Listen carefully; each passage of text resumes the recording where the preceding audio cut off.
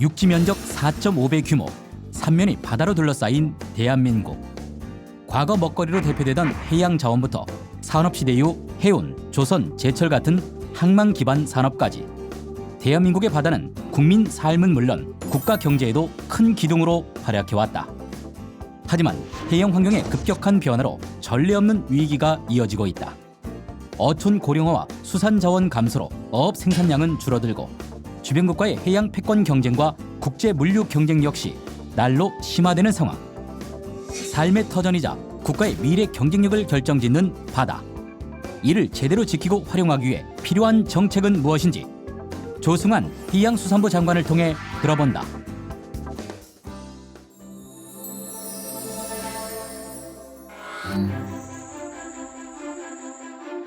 여러분 안녕하십니까? 정책 플랫폼 코리아TV 국정초대석 정관용입니다. 무한한 가능성을 가진 공간 하면 여러분은 어떤 곳이 떠오르십니까? 우주를 떠올리는 분들도 계실 테고 메타버스 같은 가상 공간을 떠올리는 분들도 물론 계시겠죠. 하지만 이 삼면이 바다로 둘러싸인 우리나라, 우리 삶과 국가 경제의 큰 부분을 차지하고 있는 것 바로 바다가 아닐까 싶습니다. 해양 물류가 막히면 세계 경제가 휘청거리고요. 또 바다가 오염되면 우리 삶이 큰 위기를 맞죠. 그만큼 바다는 우리 삶이나 경제와 밀접하게 연결돼 있고 어떤 정책을 펼치느냐에 따라서 새로운 가능성 또한 열어줄 수 있는 그렇게 무한한 공간입니다. 그래서 오늘 바다와 관련한 정책 들어보기 위해서 해양수산부의 조승환 장관을 초대했습니다. 장관님 어서 오십시오. 예.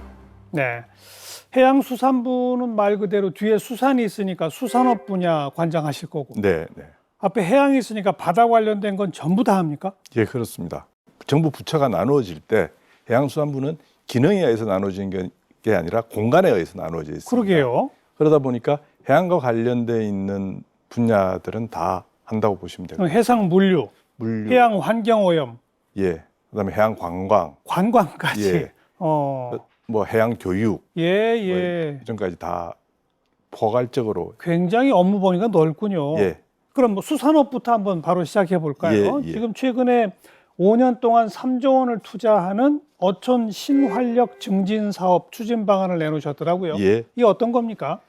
어촌 신활력 증진 사업은 어촌의 그 일자리를 청년들의 일자리를 만들어 가지고서 경제 거점으로 조성을 하고 또 의료, 복지, 문화와 같은 이런 그 어촌의 주민들에게 그 정주 여건을 갖추어져 가지고서 의료, 복지, 문화와 같은 그 혜택을 줌으로써 그 서비스를 제공함으로써 어떤 정주 여건을 갖추자 하는 그런 사업입니다. 그 지금 어촌도 농촌 못지않게 고령화가 심각하죠? 그렇습니다. 예. 그죠? 예.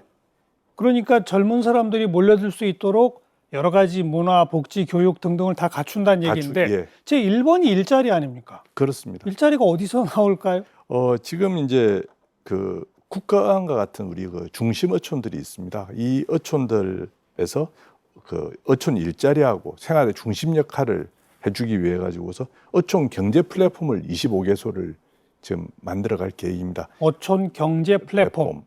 이런 이름으로 해서 그래서 한 전체 규모는 한 3조 원 됩니다만은 여기 이 이제 어촌 경제 플랫폼 쪽에 한 정부 예산으로는 한 개소당 한 300억 정도 거기에 그 민간 자본까지 포함해 가지고서 각종 규제나 이런 거 그러니까 지금 현재 우리가 어촌이라 그러면은 어촌과 관련된 시설만 들어올 수 있었습니다. 그렇죠. 근데 이제 이걸 좀 풀어 가지고서 규제를 풀어 가지고서 어떤 생활과 관련된 또 문화 공간이라든지 문화, 복지, 교육, 뭐 이런 서비스들이 의료 등등이 다 들어갈 수 있도록 그렇게 해서 이제 만들어 주려고 만들겠다라는 계획을 가지고 있고요. 그다음에 이제 그 어촌 경제 플랫폼 그다음에 어촌 생활 플랫폼을 이제 175개소를 지금 만들 생각입니다. 한 경제 플랫폼보다 훨씬 많네요. 예, 거기는 이제 어항 규모가 이제 아까 어촌 경제 플랫폼 같은 경우에는 국가항이 중심이라 그러면 좀 큰 항구. 예, 여기는 이제 일반 정주어항이라고 저희 표현을 합니다. 이제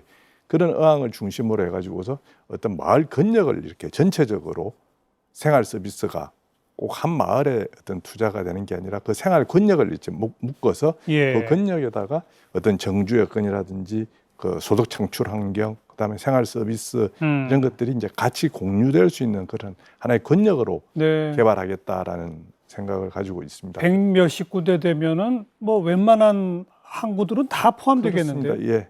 한국 하나만 하는 게 아니라 또 주변 어촌 마을을 함께 갖다가 묶어가지고. 묶어서 하는 거니까. 음.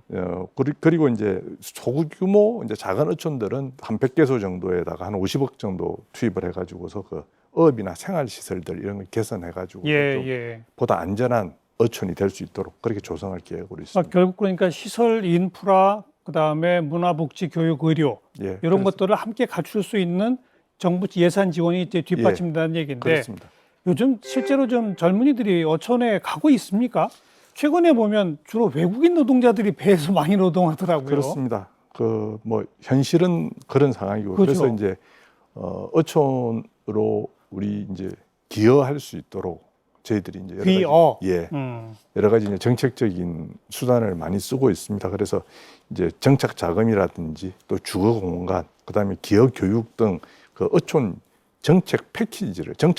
진행하고 있습니다. 그리고 이제 아무래도 어촌이라는 게 어선이나 이제 양식장 이런 것들이 필요한데 여기에는 이제 아무래도 자본이 투입이 돼야 되지 않습니까? 그렇죠. 그러니까 이제 젊은 사람들이 자본을 투입하기 곤란하고 또 뭐 한번 안 해본 일들이니까 또 육상에서는 접하기 힘든 일들이니까 한번 해보고 이게 자기가 잘할 수 있겠는지 이런 것도 한번 테스트 해보라 그래가지고서 이제 임대 사업을 임대 사업을 이제 저희들이 해 나갈 그럴 계획을 어선이나 양식장 일부를 임대해 준다는 거죠. 예, 그렇습니다. 네. 그리고 이제 우리가 이제 젊은 어촌을 만들기 위해서는 우리 수상계 고등학교들이 있습니다. 여기를 그래요. 좀 활성화를 해서 청년 어선원들 이렇게 육성 방안을 이미 이제 발표를 했습니다. 그래서 지금 이제 노사정이 다 합쳐가지고서 그 수상계 고교 활성화를 위해 가지고 신입생 유치, 그것도 신입생을 유치해서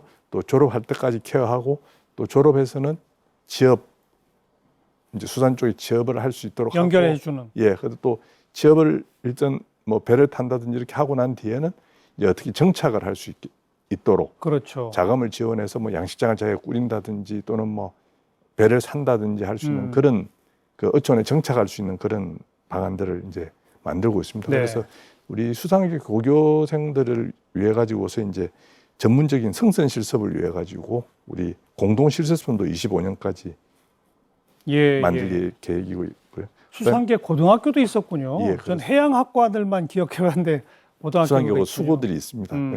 그 뭐 전통적으로는 수고가 훨씬 더 우리 저 60년대부터 우리가 해외 선원들 이렇게 원양어선 타는 선원들, 그런 선원들 우리 내보낼 때 그 가장 큰 역할을 했었던 그 수상계 고등학교들이 아주 전통 있는 학교들이 많이 있습니다. 농촌에는 요새 왜 스마트팜이라고 그래갖고서는 집에서 이 스마트폰 전화기 가지고서 딱딱딱 누르면은 저절로 물도 주고 뭐 하는 맞습니다. 그런 농장들이 생기잖아요. 수산업에도 그런 게 좀 도입될 수 있을까요? 수산업에도 충분히 가능합니다. 그래서 이제 아까 말씀하셨다시피 인력 문제도 해결을 해야 되고 또 우리가 경쟁력도 또 확보를 해야 됩니다. 과거 우리가 그냥 좀 수작업식의 어떤 수산업에서 이제 산업 경쟁력을 하기 위해서는 이제 스마트로 전환하는 게 그렇죠. 절대적으로 필요를 합니다. 그래서 이제 수온을 자동으로 조절을 하고 수온 조절.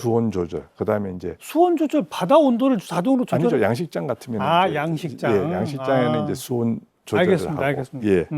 그다음에 이제 급이도 이 먹이 주는 거. 생선들이 이제 움직임을 이렇게 평가해 가지고서 얘들이 이제 먹이를 줘야 되겠다 하면 이제 자동으로 주고. 그다음에 무엇보다도 이제 양식장 같은 경우에는 물을 순환을 시켜줘야 됩니다. 그렇죠. 이제 그게 뭐 힘도 들고 비용도 많이 들고 이런 부분인데 이제 수처리 시설을 해가지고서 자동화시켜서 재활용할 수 있도록 이렇게 하는 이런 시설들 이런 것들이 이제 그 ICT나 AI 기반으로서의 그 스마트 양식이라고 양식 그렇게 보시면 되겠습니다. 결국은 그 스마트 양식업 또 뭐 어선의 현대화, 정주 여건의 확보 이 모든 게 다 보면 수산업의 젊은 인재들이 좀 오도록 하자. 그렇습니다. 한마디로 그거거든요. 그렇습니다. 저 넓고 푸른 바다에 우리의 미래가 달려 있습니다. 바다 쟁탈전의 연속이었던 근대 세계사. 바다의 지배자는 세계 패권을 가졌고 이런 법칙은 현재까지도 이어지고 있다. 우리나라가 세계 10위권의 경제 대국으로 발돋움할 수 있었던 원동력도 삼면의 바다를 적극 활용했기 때문에 가능했습니다. 우리나라도 마찬가지. 수산업부터 각종 해운 산업까지 바다는 우리 경제의 버팀목으로 자리해왔다. 하지만 국내에서는 어촌 인구가 사라지고 대외적으로는 각국의 패권 다툼과 해양 오염 같은 문제가 이어지면서 새로운 바다 개발이 요구되는 상황. 해양 과학 기술과 미래 신산업에 대한 과감한 투자를 통해 역동적인 해양 경제를 만들어야 합니다. 해양 경제를 발전시키고 미래 해양 강국이 되기 위해 지금 우리에게 필요한 과제는 무엇일까? 수산업 다음은 이제 해상 물류인데 예. 최근에 이 코로나 때문에 이 물류가 꽉 막혀가지고 그 전 세계적인 인플레이션의 한 원인이 되고 막 그러지 않았습니까? 그렇습니다. 예. 우리나라가 한때 해운업에서는 세계 거의 뭐 탑 클래스 아니었습니까? 예, 뭐 근데 얼마 전에 한진해운 파산했잖아요. 예. 그 이후에 지금 우리 해운업 상황이 어떻습니까? 한진해운 파산 이후에 이제 저희들이 해운 재건 계획을 2018년부터 해가지고서 해양진흥공사도 설립하고 이런 과정 속에서 이제 그 HMM 중심으로 해서 이제 해운 재건을 쭉 해왔습니다. 그래서 지금 현재 이제 한진해운 파산 수준 전까지는 가 있다 이렇게 보시면 될 것 그럼 같습니다. 세계적으로 몇 등쯤 지금 되는 겁니까? 지금 선봉량으로 따지면 한 7위, 7등. 7위 정도 됩니다.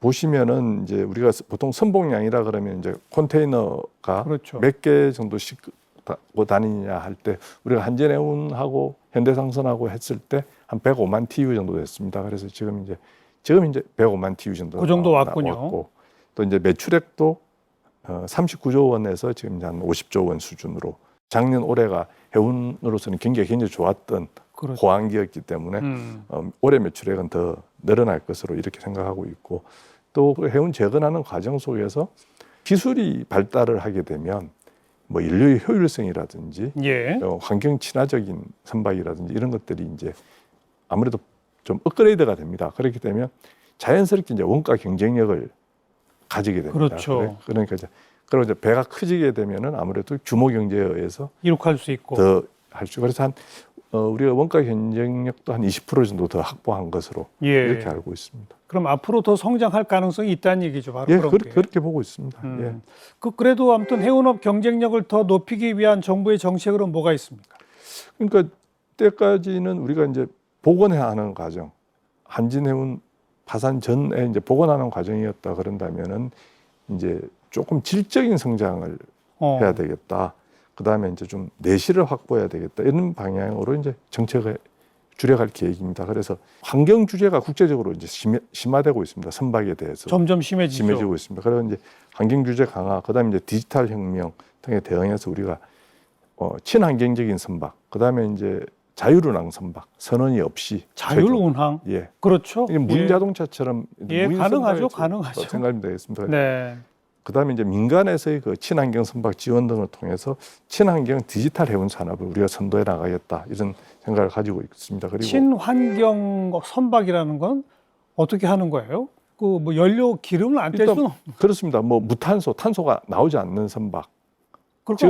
지금 예를 들면 지금 중질유를 예. 번가 CU를 뗀다 그러면은 예. 이제 지금 현재 저유황유로 떼고 있습니다. 과거에는 고유황유를 연료로 썼다 그러면은 저유황유로 하고 있고 유황 발생이 줄어든 우리 네. 그 과거에 우리 저 경유 차량들의 저유황유 쓸 때 그거 똑같습니다. 예, 예, 이제 그 단계를 가고 있고 이제 그게 지금 이제 LNG로 가고 천연가스. 있습니다. 예, 천연가스가 이제 탄소 배출이 적기 때문에 이제 예. 가고 있고 이제 그 다음 한 단계 어떤 연료를 쓰느냐라는 부분은 이제 뭐 수소도 될 수 있고 수소. 그다음에 뭐 암모니아도 될 수 있고 이런 부분들에서 이제 국제적으로 어떤 게 더 선도해 나갈 거냐 이제 이런 부분들이 그렇군요. 이제 고민해야 되는 부분들입니다. 바다 하면은 떠올리는 게 수산업, 그다음 해상 물류업, 그밖에 바다 관련 신산업이 뭐가 있습니까? 저 얼마 전 보니까 무려 30조 원을 투자한다는 계획이 있던데 예, 예. 해양 신산업은 어떤 것들이죠? 친환경 선박의 부분이 있을 아. 수 있고요.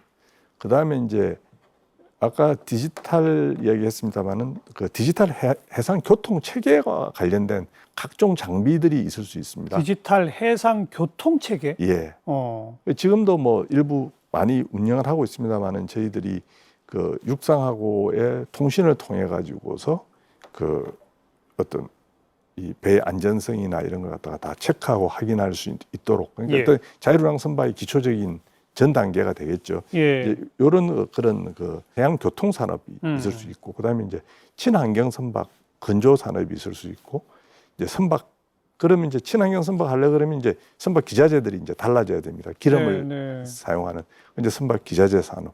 이제 이런 부분들을 제가 이제 저희들은 이제 소위 얘기해서 해사 신산업이다. 아. 이런 이제 분류를 하고 있고, 어떻게 보면 조선업 분야인데, 그죠?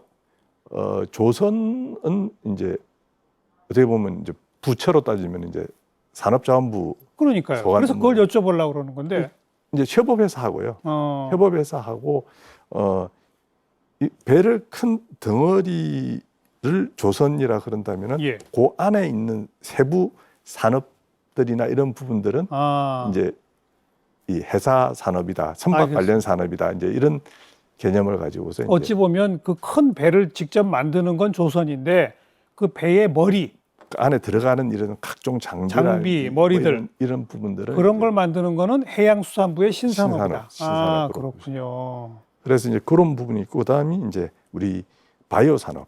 바이오? 예, 그래서 이제 보통 육상의 생명 자원보다 한 80%가 더 많은 걸로 바다가. 그러니까 그걸 이게 가지고 무슨 의약품을 만든다든지. 그렇습니다. 예, 오. 화장품을 만든다든지 뭐 이런 어떤 이제 해양 바이오 산업 부분이 예. 이제 또 우리 회사 해양과 관련된 신산업 부분이고, 그다음에 그냥 국민들이 쉽게 느끼실 수 있는 게 해양 레저 관광 산업. 아, 레저. 예. 맞아요. 뭐 요즘 뭐 서핑 같은 게 이제 예, 아주 인기가 예. 있고 한 그런 부분들이 이제 크게 있고, 그다음에 이제 수산 쪽도 이제 이 신산업 아까 말씀드린 그 양식 기술이라든지 스마트 양식이라든지 이런 이제 그런 부분들 어선의 고도화라든지. 그렇습니다. 그런 부분들이 이제 우리 해양수산과 관련돼 있는 신산업이다, 이렇게 보시면 될 것 같습니다. 맨 처음에 해양수산부가 이 부처 그 구분을 할 때 다른 데는 기능 위주였다면 여기는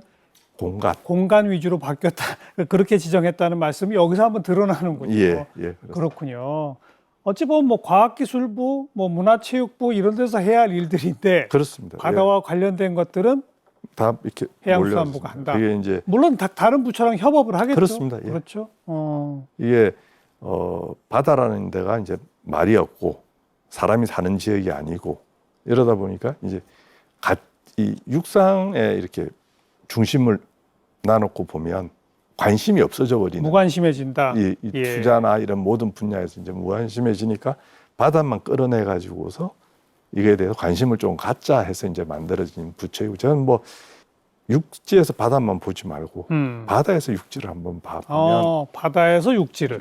한번 보면 완전히 다른 네. 시야가 벌어진다라는 이야기를 간혹 뭐 이 친한 분들한테도 잘 쓰고 합니다. 근데 그런 차원에서 만들어진 게 이제 해양수산부다, 이렇게 그렇군요. 보시면 되겠습니다. 그러니까 바다와 관련된 첨단 산업 분야들, 또 그렇습니다. 관광 레저도 마찬가지로 맞아요. 바다와 관련된 거는 여기서 하고, 예, 바이오 산업도 보건복지부 쪽에 하는 게 아니라 바다와 관련된 건 여기서 여기서 하고. 예. 네. 그러니까 뭐 이제 이렇게 관계 부처 간에 협업할 일들이 저희들은 뭐 상당히 많은 그런 부분입니다. 자, 뭐 처음부터 해양수산부의 업무 범위가 대단히 광범위하고 폭넓다는 얘기 합니다만, 심지어 남극 기지도 해양수산부 관할이에요.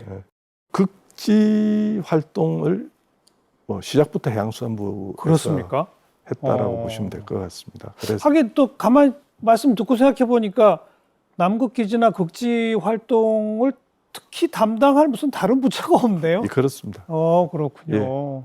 그래서 이제 저희들은 이제 제1차 극지 활동 기본 계획을 최초로 이제 수립을 했는데, 이게 이제 과거에 남극, 북극을 따로따로 이렇게 예. 했다 그런다면 이걸 통합을 했고, 거기에 이제 법정화된 계획으로서 이제 최초 계획이고 여기에는 이제 과거에는 연구 활동 중심이었다 그런다면은 이제 거기에서 경제 활동 또 국제 협력 거기에서 그 극지 인력 양성 이런 극지 활동 전반적인 사항을 우리 해양 영토와도 관련돼 있지 않습니까? 그렇습니다. 그렇죠. 예, 우리 영토가 그만큼 확장되는 그러니까요. 그럼 그 1차 극지 기본 계획은 언제 발표될 예정입니까?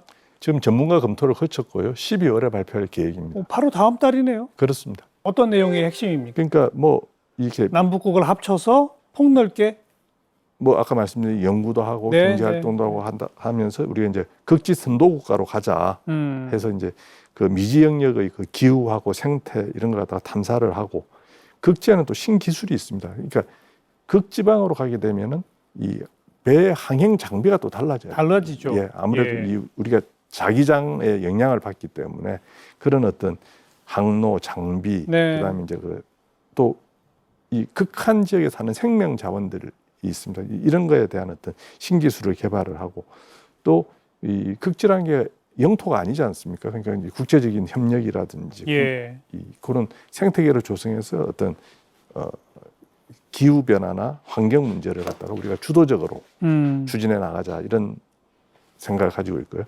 지금 이제 저희들이 세종기지 그다음에 장보고기지 두 곳이 있잖아요. 두 곳이 있습니다. 그래서 세종기지는 일종의 남극 대륙의 그 연안에 있는 기지다라고 그렇죠. 보시면 됩니다. 그래서 이제 남극 내륙 기지를 하나 만들려고 그럽니다. 새롭게. 그리고 이제 남극 대륙 안으로 훨씬 더 그거로 가까이 가서 이제 만들려고 그러고 있고 지금 이제 세빙선을 두 번째 세빙선을 또 새로 건조를 하게 됩니다. 그래서 예. 아라원호인가 하는 게 그게 이제 첫 번째 우리 그렇군요. 탐사 극지 세빙선이고 세빙선이고 제2의 아라원호가 나온다는 나온다. 거죠. 예. 그래서 이제 그렇게 되면 이제 연구 역량이 커지기 때문에 이제 국제적으로도 이제 공동으로 탐사 활동이나 이런 걸 또 할 수 있을 것으로 생각을 하고 있습니다. 그래서 그렇게 되면은 우리가 상당히 그 극지 선도 국가로서의 입지를 확고히 하지 않겠느냐 이렇게 생각을 하고 말씀하신 우리나라로서는 세 번째 기지, 이제 남극 내륙으로서는 첫 번째죠. 기지, 예. 그건 언제쯤 계획하고 계신 겁니까? 예비 타당성 조사를 거쳐서 2030년에는 아직 좀 남았군요. 예, 좀 장기 계획이네요. 예, 그렇습니다.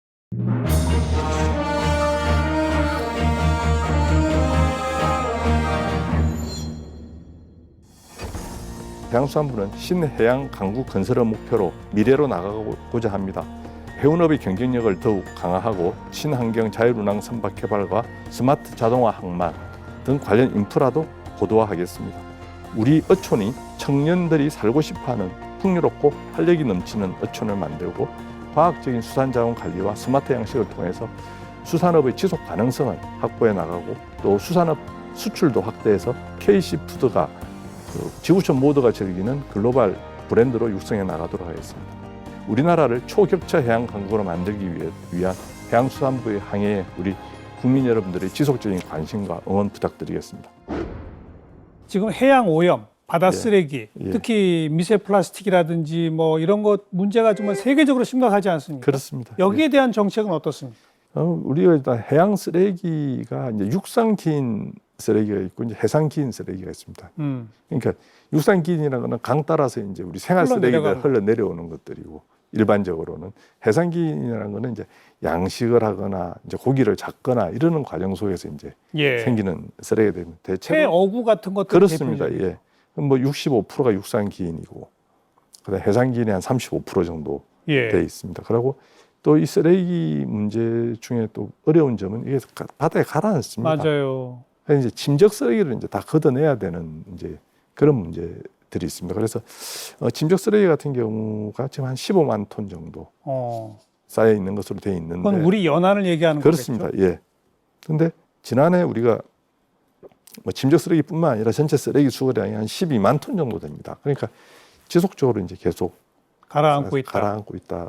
근데 그러니까 이게 쓰레기 정책이라는 게 수거만 해가지고서는 될 게 아니다. 못 들어가게 막아야죠. 그렇습니다. 그러니까 발생에서부터 수거 또 이게 해양 쓰레기는 육상 쓰레기하고는 또 처리 과정이 또 완전히 다릅니다. 일단 탈연부터 시켜야 되는 부분이 생기기 때문에 그 수거, 처리, 재활용까지 저희들이 이제 전 주기적으로 관리를 해서 좀 발생량 자체를 좀 획기적으로 줄여야 되겠다 이런 정책을 쓰고 있습니다. 그래서 기본적으로 저희들이 뭐 해상 기인 쓰레기에 대해서는 발생 원인도 저희들이 가지고 있으니까 일단은 그 어구 아까 폐어구 얘기했습니다만 이제 어구 실명제 그다음에 실명제 예 그다음에 이제 어구에 대한 보증금을 이제 부과를 해가지고 환경 부담 보증금 같은 그렇습니다. 거. 예 그렇게 부과를 해서 이제 어구가 쓰고 난 뒤에는 이제 회수가 될 수 있도록 이렇게 할 생각이고 또 이제 양식장 같은 경우에 지금 이제 스티로폼 부표들을 많이 씁니다. 그걸 이제 근데 자꾸 부식되잖아요. 그렇습니다. 부식되고 떨어지고 그게 이제 미세 플라스틱이 그러니까요. 되고 이러는데 이걸 이제 친환경 인증 부표를 이제 만들고 있습니까? 만들어서 지금 보급을 하고 있습니다. 보급을 하고 그건 부식이 안 되는 건가 보죠? 그게 플라스틱으로 떨어지지는 않죠. 안 떨어지죠. 예, 스티로폼으로 떨어지지는 않는 그런 형태가 되겠습니다. 그리고 이제 아무래도 우리 바다 사람이 이제 인간 생활 활동에서 이제 버려지는 이런 쓰레기들은 우리 바다 환경 지킴이라고 이제 2019년에 200명을 이제 시작을 해가지고 올해는 1,200명까지 이제 정원을 할 생각입니다. 바다 환경 지킴이. 네. 그래서 이제 그리고 이제 이게 육상하고는 또 다르게 섬 쓰레기가 예 도서 지방에 있는 쓰레기가 또 이제 문제가 됩니다. 그래서 이게 이제 원칙적으로는 어떻게 보면 지자체 소관 업무인데 이게 뭐 예산이라든지 또 아무래도 섬에는 이게 작은 거주민이 작다 보니까 또 쓰레기 발생량도 작고 이러다 보니까 이게 지자체에서도 크게 관리가 안 되는군요. 예, 그래서 이제 우리가 이제 그 도서 정화 운반선을 2023년까지 7척을 건조를 해가지고서 도서 정화 운반선. 예, 한마디로 섬마다 돌아다니는 쓰레기차 수거배네. 예, 쓰레기차라고 보시면 되겠습니다. 그다음 가장 뜨거운 현안인데 일본이 그 원전 오염된 그 물들을 버리겠다는 거 아닙니까 바다로? 예, 뭐 현재는 그럴 계획이잖아요. 예, 이거에 대한 우리 정부 입장은 뭡니까? 오염수 해양 방출의 영향이 이게 불확실하다. 예. 예? 이게 뭐 일본은 아무리 안전하다고 하지만은 사실 모르지 않느냐 이런 부분들에 대한 그 국제사회에다가 그걸 계속 이렇게 알리고 그렇죠. 또 그런 과정 속에서 양자 다자 외교를 통해 가지고서 계속 외교적인 노력을 지속적으로 해나갈 계획입니다. 그래서 이제 오염을 방류하게 된다 그런다면은 일단 우리 국민의 건강 안전 확보가 제일 중요합니다. 물론이죠. 예, 그게 제 우선이고 그 다음이 두 번째가 우리 수산업 피해를 또 최소화를 보호해야 되고요. 해야 돼요. 그래서 정부 차원의 대응에 최선을 다해갈 계획입니다. 그래서 지금 현재 진행 상황을 말씀을 드리면은 일본이 방류 계획을 이제 세웠습니다. 그러면은 이 방류 계획이 안전하냐라는 이제 국제사회 검증이 이루어지고 있습니다. 국제적 검증을 거쳐야죠. 예, IAEA하고 이제 우리 그 원자력 안전기구하고 이렇게 해서 협업을 해서 또 IAEA에 우리 한국 연구원이 또 나가가지고 있습니다. 그래서 우리 대표도 참여하는 검증입니까? 그렇습니다. 그래야죠. 예. 그래서 이제 일본이 그 어떻게 방류하겠다 하는데 이게 안전하냐 이거에 대한 검증을 하고 또 두 번째가 그러면 그 계획은 안전하다고 인정해 준다. 근데 과연 일본이 그걸 계획대로 방출을 하느냐 감시해야죠. 감시해야 되는 이제 그렇죠. 그리고 이제 감시 이전에 그럴 능력이 있느냐. 저희들이 이제 규제 능력이라는 표현을 쓰는데 그럴 능력이 있느냐. 그게 뭐 일본 정부는 충분히 능력이 있다고 하더라도 실제로 뭐 도쿄 전력이나 뭐 이런 데서 과연 그를 통제할 수 있는지 하는 그런 거에 대한 이제 검증이 있고 그리고 이 이제 우리한테 이 오염수가 와서 이제 영향을 줄 수 있는 게 우리 해양 환경 부분하고 이제 수산업 부분입니다. 두 개 뭐 어떻게 보면 중첩돼 있다라고 볼 수도 있습니다. 그래서 이제 그 우리 해역 안전을 이제 안전하게 지켜지기 위해서는 이제 그 감시망을 이제 쭉 모니터링을 정점을 이제 찍어가지고 그 이제 정점을 해서 이제 거기에 채수해서 거기에 방사능 물질이 얼마만큼 들어 있는지 하도록 이제 그런 시스템을 지금 갖추어 놓고 있고요. 또 이게 해류에 의해서 일본이 얼마만큼 방류를 했을 때 우리 해역에 얼마만큼 영향이 오느냐 이런 부분에 대한 시뮬레이션도 지금 계획을 하고 있습니다. 그래서 이 일본 방류에 대해서 좀 만반의 준비를 네. 갖추고 있다는 말씀을 드리고요. 지금 일본의 계획상으로는 언제부터 방류가 시작된다는 거예요? 봄으로만 내년 지금, 봄? 예, 내년 봄으로만 돼 있는데 조금 뭐 이 여러 가지 뭐 이렇게 이야기를 나누다 보면은 조금 늦어질 가능성도 있다. 아무래도 국제기구의 검증 과정이 철저해질수록 시간은 늦어질 수도 있고 이제 저희 알겠습니다. 거기서 이제 방류를 할 때 이렇게 바로 자기네 해변에 이제 방류하는 게 예. 아니라 파이프를 이제 묻어서 이렇게 방류를 하니까 이제 그런 공사라든지 이런 부분들에서 조금 시기는 변수가 있습니다. 그리고 이제 다음번이 이제 우리 그 수산물 안전 부분인데 이제 신뢰 확보가 굉장히 중요합니다. 그래서 방사능 검사 장비 인력을 좀 확충을 해서 국내 생산 단계, 뭐 수입 수산물까지 변론을 하더라도 우리 어민들이 잡는 우리 수산물은 안전하다라는 걸 갖다가 입증해야죠. 예, 그래서 이제 검사를 아주 확대를 해서 촘촘히 검사가 이루어질 수 있도록 하고 수입 수산물에 대해서도 그 수입 수산물 이력 관리 대상 품목을 확대해 나가고 수입산 수산물에 대한 원산지 표시도 집중적으로 점검을 하겠습니다. 그리고 음식점에도 그 원산지 표시 대상 품목하고 단속 업체 수를 대폭 늘리고 그 수산물 안전 관리를 예. 더욱 강화를 해 나가겠습니다. 그다음에 이제 일본의 오염수 방류로 인해서 우리 수산물의 소비라든지 이런 부분들이 영향이 올 수가 미치죠. 있습니다. 그래서 정부 비축 물량을 좀 확대를 하고 또 이 상생 할인 행사를 통해 가지고서 어떤 그 수산물 소비에 대한 모멘텀이 이렇게 네. 이렇게 꺼지지 않도록 그렇게 우리 생산 기반을 알겠습니다. 유지하도록 그렇게 지원하도록 그 하겠습니다. 시기가 언제가 될지 모르지만 막상 방류가 시작되는 그 시점에는 큰 충격이 올 수 있으니까 예. 거기에 대한 철저한 대비가 필요할 것 같습니다. 그렇습니다.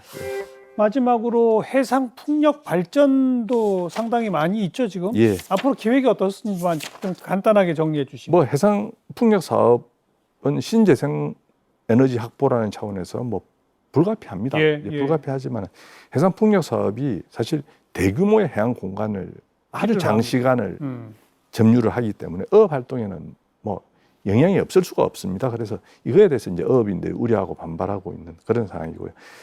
저희 부에서는 이제 해상풍력 발전 사업 추진 과정에서 어업인들의 의견이 충분히 반영되도록 노력을 하겠습니다. 그래서 이제 저희들이 이제 계획 입지라고 그러는데 이제 수산업이라든지 해양 환경이라든지 그다음에 뭐 고기만 잡는 게 아니라 이게 바다를 배들이 다녀야 되지 않습니까? 그러니까요. 그러니까 이제 해상 교통이라든지 이런 데 영향이 가장 적은 적합 입지를 뭐 풍향이나 이런 게 또 맞아야 될 거니까 예. 적합 입지를 이제 정부가 직접 발굴해 가지고서 해상 풍력 사업이 질서 있게 추진될 수 있도록 그 산업부하고 또 관계 부처하고 그 함께 법 제도를 정비해 나가고 있는 중에 있고요. 그 적합 입지를 찾는 주무부처가 해양수산부가 됩니까? 그렇습니다. 적합 그렇죠. 입지는 저희들이 찾겠다. 그렇죠. 그러니까 그때 어업이라든지 해상 교통이라든지 영향이 최소화될 수 최소화될 있는 수 것을 있어요. 만들겠다. 예. 잘 알겠습니다. 그래서 이제 그 다음에 이제 어업인들이 이익을 공유할 수 있는 그 다음에 인허가시의 그 의견 수렴이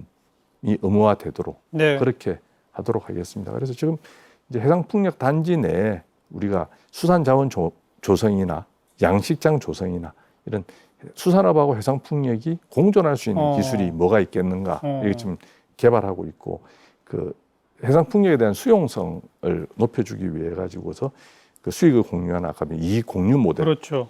개발해서 우리 어업인들이 권익을 예. 찾아갈 수 있도록 노력을 하겠습니다. 그러니까 해상풍력 발전 산업의 일단 핵심은 산업자원부가 되겠네요. 예, 그렇습니다. 그러나 해양수산부는 해상풍력이 해양과 관련된 국민의 삶에 영향을 미치는 걸 최소화하도록 하는 예. 어찌 보면 감시자 역할을 할 수 있는 그런 역할을 예, 하겠다. 협업하는 위치라고 좋습니다. 보시면 됩니다. 자, 마지막으로 우리 해양수산정책 관심 있는 시청자분들을 바라보면서 한 40초가량 마지막 발언 저쪽 카메라를 보고 말씀하시죠. 인류 역사를 보면은 바다를 적극적으로 개척한 나라가 발전과 번영을 해왔습니다.